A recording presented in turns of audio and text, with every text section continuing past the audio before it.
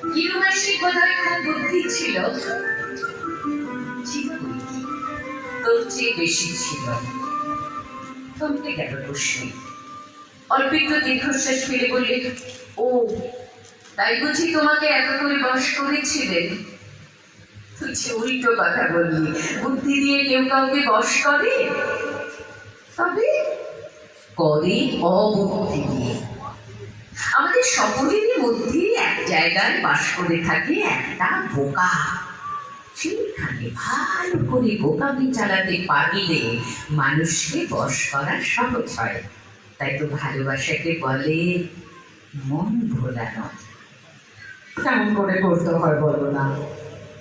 কিচ্ছু জানিনি, কি যে হয় সেই কথাই জানি, তাই তো বলতে যাচ্ছিলাম। আচ্ছা বলো, আমার একটা কাঁচা মেয়ে আছে, আমি সব তাকে অবাক হয়ে যাই। ইও আমাকে ওইখানেই পেয়ে বসেছিল। সে আমাকে কথায় কথায় কেমন পাক লাগিয়ে দিত। কিন্তু ইরুমাসি তো তোমার চেয়ে বয়সে ছোট ছিলেন, অন্তত বছর খানেকের ছোট, কিন্তু আমি তার বয়সে নাগাল পেতাম না। এমন করে আমাকে জ্বালাতো যেন আমার দুধে দাঁত ওঠেনি। তার কাছে আমি হাঁ করেই থাকতাম। ভারী মজা।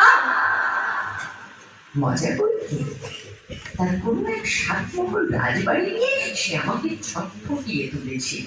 কোনো ঠিকানা পাইনি, একমাত্র সেই জানতো রাজার বাড়ির সন্ধান।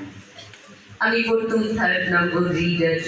মাস্টার মশাইকে জিজ্ঞেস করেছি, মাস্টার মশাই হেসে আমার কান ধরে টেনে দিয়েছেন। জিজ্ঞেস করেছি ইরুকে, রাজবাড়িটা কোথায় বলো না? সেটা অতটা এতখানি করে কোথায় বাড়িতে? আমি তার মুখের দিকে চেয়ে থাকতাম হা করে।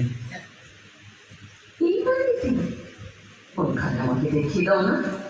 সে বলতো মন্তর না জানলে দেখবে কি করে?